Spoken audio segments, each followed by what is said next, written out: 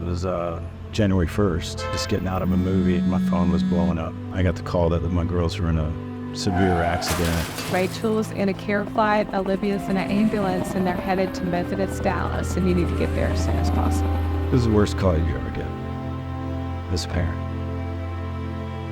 I was just home for Christmas break. My sister, our friend Emily, and I were just headed out to get dinner when we were T-boned at a red light. She had a bad head injury, number one, where she had contusions on her brain, so it was bleeding in her brain. And she had a fracture that was so bad that she had a fracture at the base of her skull. And she also had a bad injury in her spine.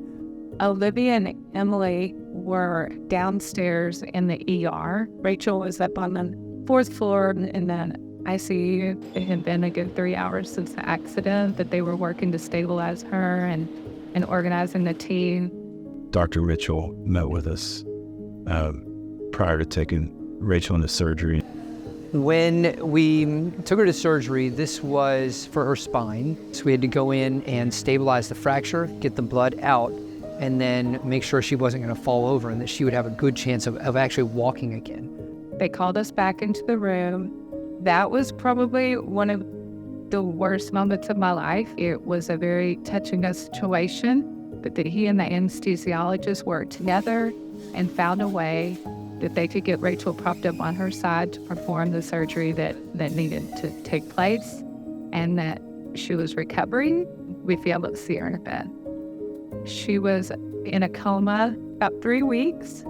That was almost easier than when she woke up.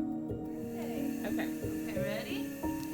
Happy birthday to you. Come on. Happy birthday to you. Happy birthday. When she finally did slowly start coming out of the fog, and we realized that she couldn't hold her head up, she couldn't sit up, she couldn't talk to us.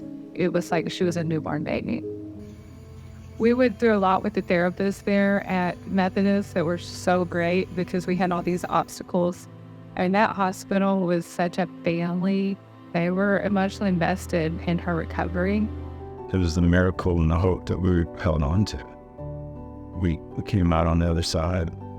The doctors and therapists asked us daily what our goals were for Rachel, and without hesitation every day we would say 100% recovery and for her to return to university.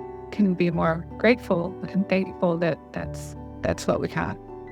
To break 14 bones and not have any issues to this day is pretty remarkable. And then with my traumatic brain injury, not having any struggles there either is definitely a blessing. So I just hold on to that. I hold on to my faith. Just always know the future is bright and God kept me here for reasons.